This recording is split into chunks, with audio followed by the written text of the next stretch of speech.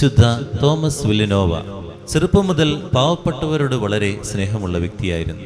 അദ്ദേഹം ഒരു ആർച്ച് ബിഷപ്പായി കഴിഞ്ഞപ്പോൾ അദ്ദേഹത്തിൻ്റെ ജീവിതത്തിൽ അനുഭവം ഉണ്ടായിരുന്നു. തൻ്റെ വസ്ത്രങ്ങളൊക്കെ കീറുമ്പോൾ അദ്ദേഹം തന്നെയാണ് അത് തുന്നുക, തയ്ക്കുക. ഇത് കണ്ടുകൊണ്ട് വന്ന സെക്രട്ടറി ചോദിച്ചു, നിസാരമായിട്ടുള്ള ഒരു പണം കൊടുത്തു കഴിഞ്ഞാൽ ഇതാരെങ്കിലുമൊക്കെ ചെയ്തു തരില്ലേ എന്ന് പറഞ്ഞപ്പോൾ ഈ സെക്രട്ടറിയോട് ആർച്ച് ബിഷപ്പ് പറയുന്നുണ്ട്, നിസാരമായ പണം നിസാരനായ പാവപ്പെട്ട വ്യക്തികൾ കൊടുത്തുകൂടി.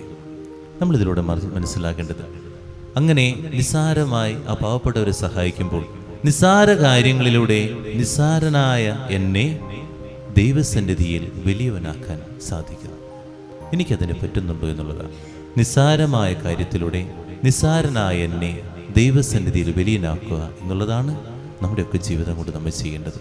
നിസാരമെന്ന് കരുതുന്ന കുറേയേറെ കാര്യങ്ങൾ തള്ളിക്കളയാറുണ്ട്. ഒന്ന് പുഞ്ചിരിക്കുക, ഒന്ന് സഹായിക്കുക, ഒന്ന് കേൾക്കുക, ഇതൊക്കെ വലിയ ഭാവം നമുക്ക് നിസാരമാകാം. പക്ഷേ ദൈവസന്നിധിയിലൊക്കെ വലിയ കാര്യങ്ങളാണ്.